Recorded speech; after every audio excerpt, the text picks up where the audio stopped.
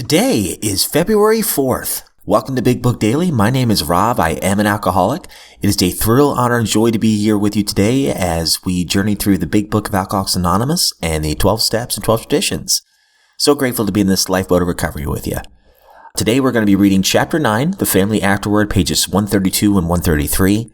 And we're also going to be finishing up Chapter 5, Step 5 of the 12 and 12, page 62. So with all that, we're going to get right to the good stuff today. All right, guys. Now, if you recall from the Big Book, The Family Afterward, in the last few paragraphs, the Big Book talks about how the couple ought to frankly face the fact that each other will have to yield here and there if the family's going to play an effective part in the new life. Father will necessarily spend much time with other alcoholics, but this activity should be balanced. And we were talking about a couple days ago how difficult that balance between working with other alcoholics and also spending quality time with the family can be. It is a difficult balance. So we're going to pick up right where that left off on page 132, right at the top. If he does not argue about religion, he will make new friends and is sure to find new avenues of usefulness and pleasure. He and his family can be a bright spot in such congregations. He may bring new hope and new courage to many a priest, minister, or rabbi who gives his all to minister to our troubled world. We intend the foregoing as a helpful suggestion only. So far as we are concerned, there is nothing obligatory about it. As non-denominational people, we cannot make up others' minds for them. Each individual should consult his own conscience. We have been speaking to you of serious, sometimes tragic things. We have been dealing with alcohol in its worst aspect. But we aren't a glum lot. If newcomers could see no joy or fun in our existence, they wouldn't want it. We absolutely insist on enjoying life. We try not to indulge in cynicism over the state of the nations, nor do we carry the world's troubles on our shoulders. When we see a man sinking into the mire that is alcoholism, we give him first aid and place what we have at his disposal. For his sake, we do recount and almost relive the horrors of our past. But those of us who have tried to shoulder the entire burden and trouble of others find that we are soon overcome by them. So we think cheerfulness and laughter make for usefulness. Outsiders are sometimes shocked when we burst into merriment over a seemingly tragic experience out of the past. But why shouldn't we laugh? We've recovered, and we have been given the power to help others. Everybody knows that those in bad health and those who seldom play do not laugh much. So let each family play together or separately as much as their circumstances warrant. We are sure that God wants us to be happy, joyous, and free. We cannot subscribe to the belief that this life is a vale of tears, though it once was just that for many of us. But it is clear that we made our own misery. God didn't do it. Avoid, then, the deliberate manufacture of misery. But if trouble comes, cheerfully capitalize it as an opportunity to demonstrate His omnipotence. Now about health. A body badly burned by alcohol does not often recover overnight, nor do twisted thinking and depression vanish in a twinkling. We are convinced that a spiritual mode of living is a most powerful health restorative. We, who have recovered from serious drinking, are miracles of mental health. But we have seen remarkable transformations in our bodies. Hardly one of our crowd now shows any mark of dissipation. But this does not mean that we disregard human health measures. God has abundantly supplied this world with fine doctors, psychologists, and practitioners of various kinds. Do not hesitate to take your health problems to such persons. Most of them give freely of themselves, that their fellows may enjoy sound minds and bodies. Try to remember that though God has wrought miracles among us, we should never belittle a good doctor or psychiatrist. Their services are often indispensable in treating a newcomer and in following his case afterward. Okay, guys, we're going to stop there in the Big Book today. Just 2 pages today, and now we'll jump right into the 12 and 12. All right, my friends, so we are on page 62. We are about to finish up the chapter on step 5. Just a quick refresher from yesterday. I love the line on page 61.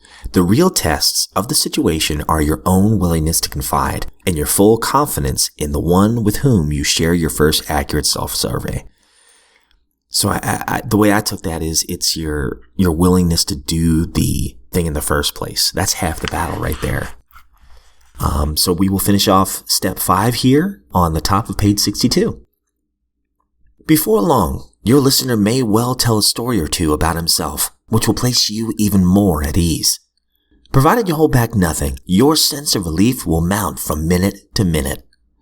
The dammed up emotions of years break out of their confinement and miraculously vanish as soon as they are exposed. As the pain subsides, a healing tranquility takes its place.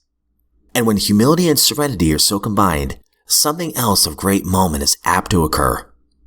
Many in AA, once agnostic or atheistic, tells us that it was during this stage of step 5 that he first actually felt the presence of God. And even those who had faith already often become conscious of God as they never were before.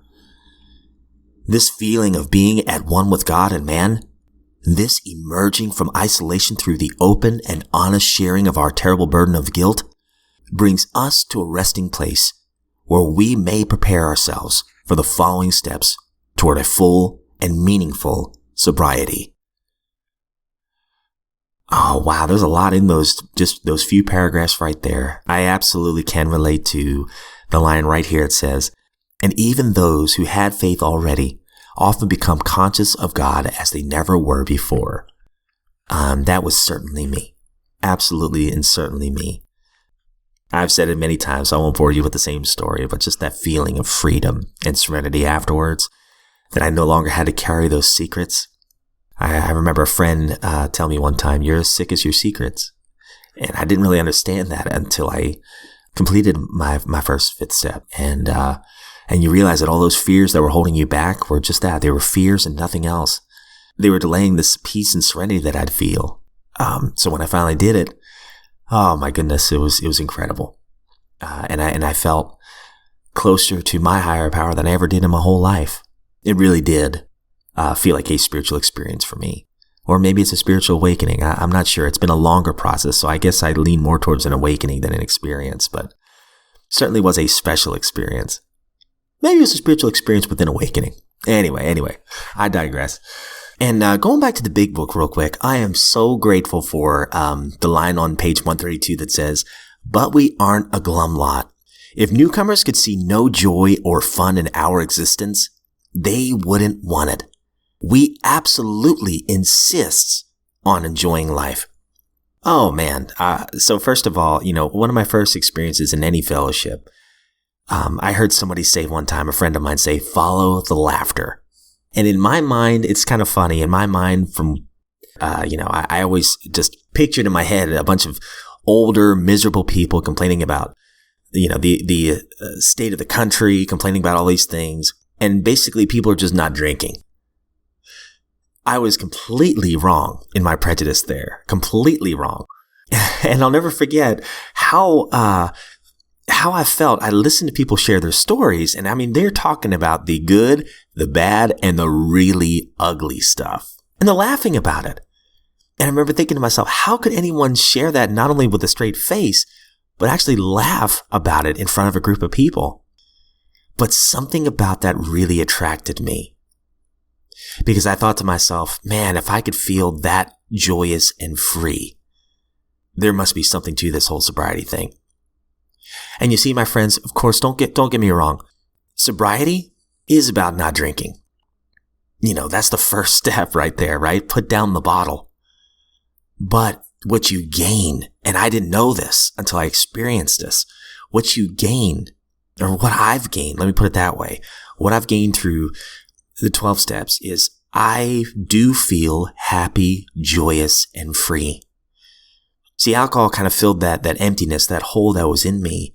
And now sobriety fills that hole. Actually, let me put it this way. The God of my understanding fills that hole that was in my soul. And I don't need a bottle to feel good about things. I don't need a bottle to feel happy, joyous, and free. I've got something so much better. something so much richer. I had no idea what I was going to gain. So let me say this, my friends, sobriety is so worth it. I'm not just saying that. I'm not saying life is a bed of roses, rainbows, unicorns, and sunshine. No, it's not. As a matter of fact, a lot of times, actually, my circumstances in my own life actually got more challenging in sobriety than they were before I became sober. Life actually has gotten harder. But now I have a way to kind of live life, a life that God intended for me to live, an honest, joyous, and free life. So, yeah, we're not a glum lot. We are not a glum lot. And if newcomers could see no joy or fun in our existence, they would not want what we have. So I am so grateful to be sober today. So grateful that you guys have decided to join me in this lifeboat of recovery as we journey through these 2 books. And I am absolutely looking forward to seeing you back here tomorrow.